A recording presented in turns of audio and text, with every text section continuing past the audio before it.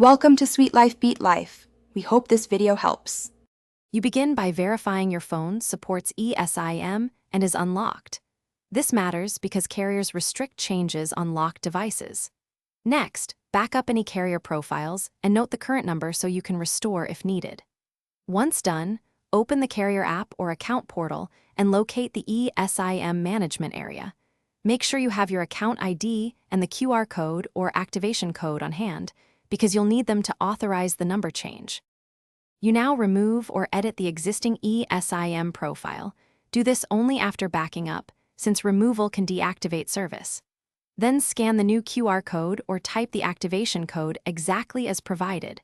Small typos cause failures. Once the new profile installs, assign the line for voice or data and set its priority in cellular settings so calls and messages route correctly. If asked, choose to keep or delete the old profile. You finish by restarting the device and confirming signal strength, SMS send/receive, and inbound/outbound calls. This verifies the number change took effect. Then log into your carrier account to ensure the new number is marked active and billing updated. If something goes wrong, first rescan the QR or re-enter the activation code and try again.